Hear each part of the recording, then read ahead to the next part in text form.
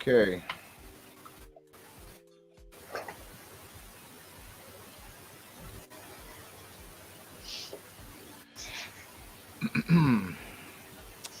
Okay. Good evening, everyone. Can everyone see me clearly? Can you see me pretty good?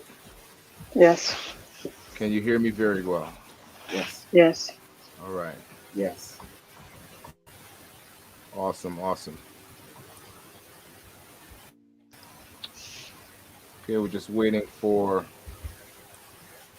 the live to continue to start up on the other side. All right.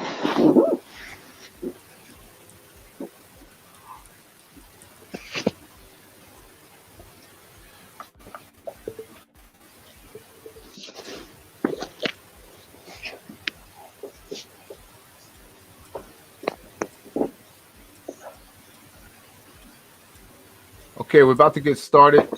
Thank you for all that got on the stream tonight. Make sure you stabilize your screens.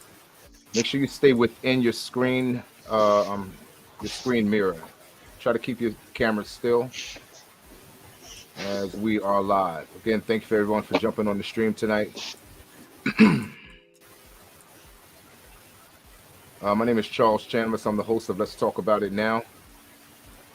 There's a subject I wanted to go into tonight of a young man who I find to be quite refreshing. Being that we have our, we definitely have our share of bad news, bad commentary as it relates to our youth. And I think this young man is probably not well known. Many of you don't probably won't know who he is. And I will be quite honest with you, I didn't know who he was either until I stumbled across this story. I thought, and I just got very excited about this particular story since you don't see many stories that highlight the achievements of our young men in particular. And I mean, like I said, we have our share of bad news, of reports in the news on many of the major news platforms where someone's been violently assaulted or someone was found on a subway doing some harm to someone, or I mean, the list just goes on. But this young man and he's very young. We're talking about a 20-year-old young man, very, very ambitious. He's a best-selling author. He's written up to this point, as of 2022 of last year. He's already got 20 books published. So he's a very, very ambitious young man, and someone I think any parent would be extremely proud of. So I want to highlight this young man tonight in this stream. And for some of you that don't know who he is, after tonight, if you hear his name again, I'm sure you'll be pretty familiar with this individual. His name is Earnest Lewis. He's a college student that published books. This is coming from an article entitled "Alive." Um, it's entitled "Alive: Voices for Equality." This is a private news article, but they highlighted this individual, and it was entitled "College Student Publishes Books to Help Black Community Children Understand Critical Topics." In 2019, Ernest Lewis started writing short stories for children filled with uplifting themes. He finished 11 books just last year. And it says he's from Atlanta. It says during a year with so much uncertainty, a 21-year-old college student spent 2020 trying to turn a passion project into a way to help children understand critical topics about hardships they may face. Now, I'm sure that many of you that throughout this country and many other countries as well, the problems with our youth seem to be the same, where as it relates to negative behavior. All too often, that's the only thing that gets published. That's the only thing that gets talked about. You know, negativity seems to be the top news for most people. And many of us are not even interested unless it's negative news. You know, I mean, think about it. Just in our local areas, wherever we are, our major news platforms.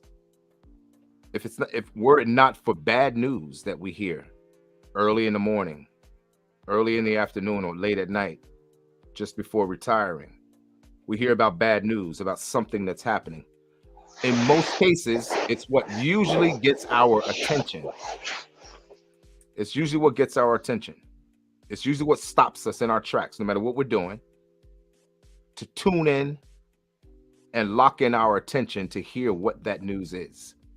Even in our day-to-day lives, our attention seems to be drawn when someone has a bad news.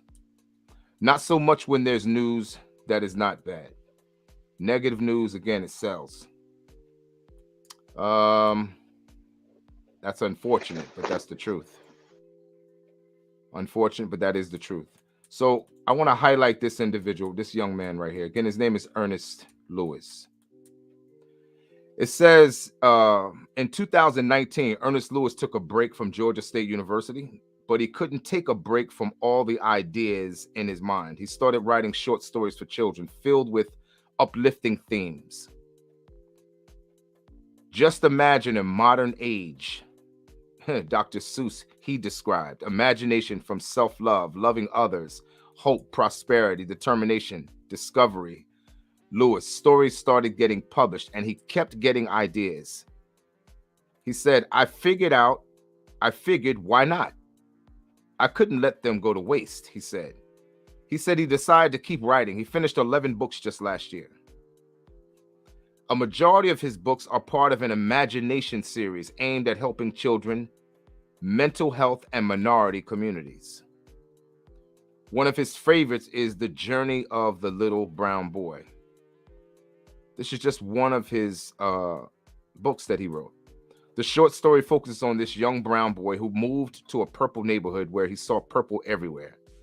And he had to learn to overcome that and just embrace who he really was. His gift conforming to the purple society, he explained.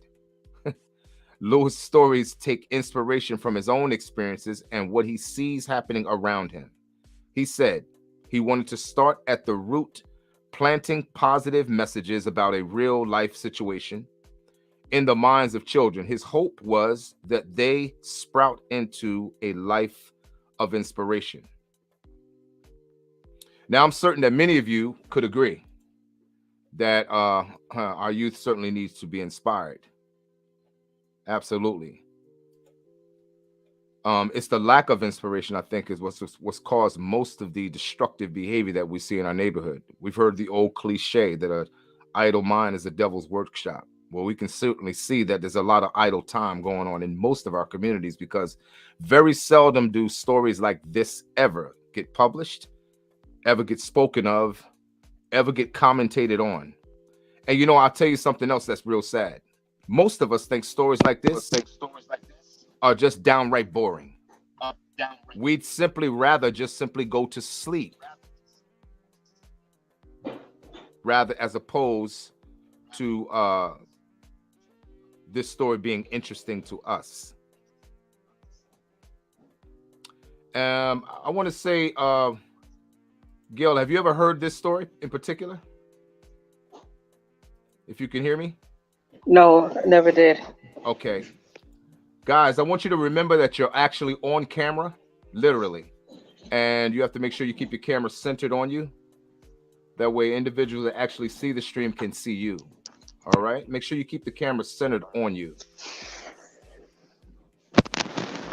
All right.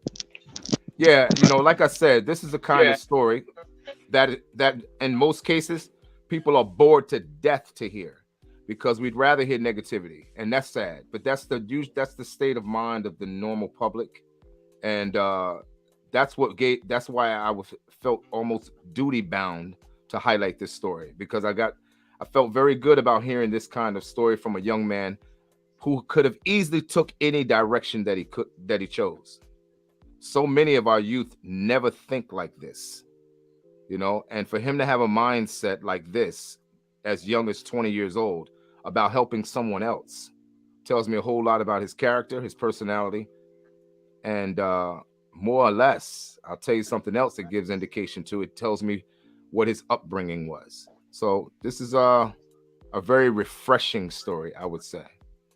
I'm going to give you a little highlight. This is not going to be a very long stream tonight, folks. I just wanted to highlight this young man. Again, I'm gonna give a short bio. His name is Earnest Lewis, student at Georgia State University. Earnest Lewis is a Canadian American screenwriter and author, being the founder of the Moonlight Scholars, an organization that aims to give a new light on the known subject of education. Ernest aims to capture the magic of imagination. He is best known for his writing and publishing skills, releasing over 25 books as of 2022. In addition, Ernest is a publisher and a licensed literary agent who aids children in pursuing their proper education. With the publication of his children's books, Ernest has established a reputation as the imagination activist, helping all reach their full potential in life by opening the door to their imagination. He is best quoted by his phrase, "Your imagination is only what you make it." Some of his most notable works include The Smallest Roads, or Where Dreams Begin, The Journey of the Little Brown Boy, The Boy Who Brought His Mind to Life, and Beyond the Eyes of a Believer. In addition, Ernest has substantial prior public relations experience and has worked with numerous clients to diversify their sales, create brand awareness programs, and gain more traction for their businesses. He has been recognized and featured in several international media outlets for his achievements as author, among many other things. I think this is awesome. His education is Gordon State College, Gordon State University, where he has a bachelor's degree in neuroscience. Very, very intelligent young man. And I just thought this was pretty awesome. Gail, if you can hold your camera up more straight to you. All right. Thank you. All right. Can everyone still hear me? Yes. Yes. All right. So let me ask you a question, Abdul. What is your take on a young man like this who's had these kind of accomplishments in such a short period of time? It's I mean, it's rare. It's it's a gift really that not many people that age accomplish, especially for him being so young. And you said he was an author too. He is an author. Yeah, it's it's a blessing that he had that many gifts, and it's tragic. You said it's tragic. Tragic in what way? Why would it be tragic? Okay, wait. So give me, like, I guess, let me backtrack. You said he was killed, right? No. Okay. No. Okay. No. This is not a story of a tragedy. This is the story of a young man who's 20 years of age. I'm gonna mute your mic again. I'm gonna recap. This is the story of a young man who was 20 years of age. He's written several books. To date, about 22 books. He's a college graduate. He has a Bachelor of Science degree, from Gordon State College and Georgia State University. And I'm highlighting an individual, a young man who's ambitious, who stands outside of the crowd of most men his age.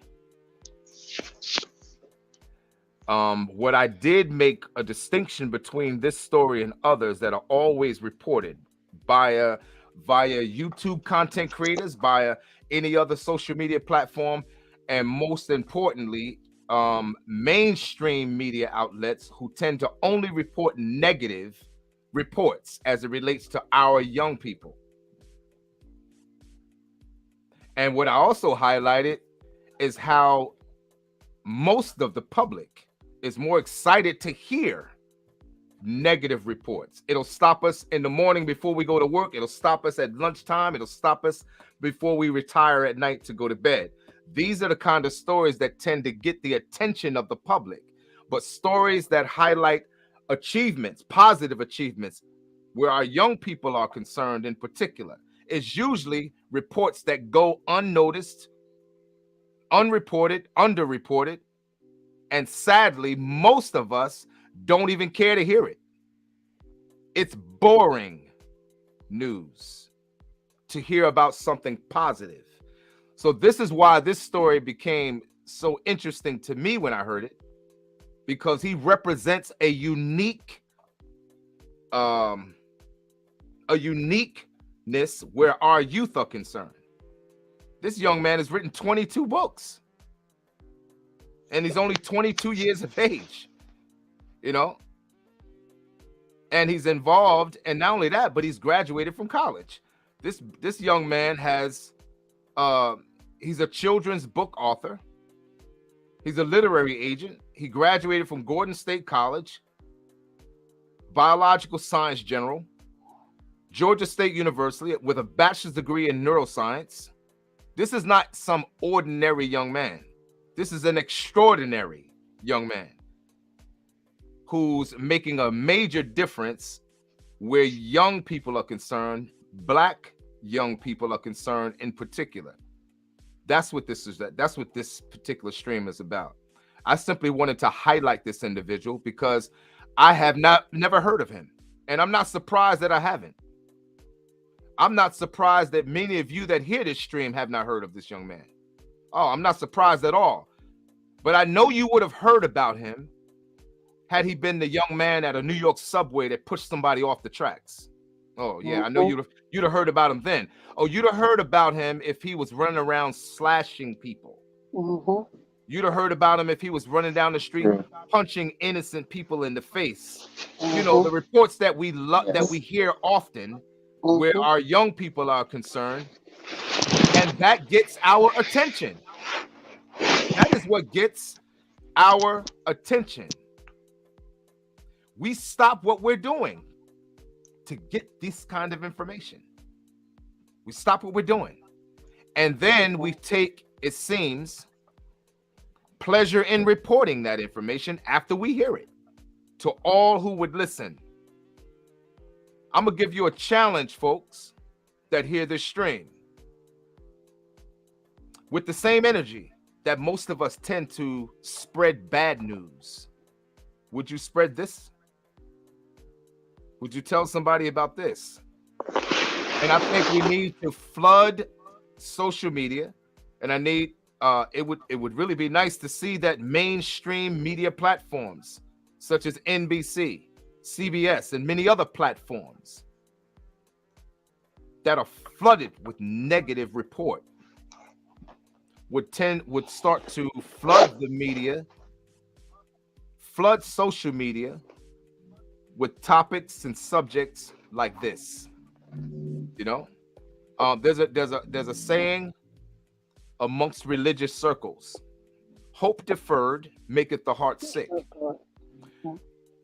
The reason why hope is deferred in most cases, which maketh the heart sick, is usually because it looks hopeless when you see all of what's going on around you and outside, and what mainstream media outlets tend to find interesting to report, to sensationalize, and to make the highlight of the topic of stories. You know, for example, the young man who's 24 years of age, from the Buffalo Bills, who unfortunately suffered an injury just last night, which could have easily taken his life. Oh, we heard about his injury. Sadly. We heard about his condition in the hospital. Sadly.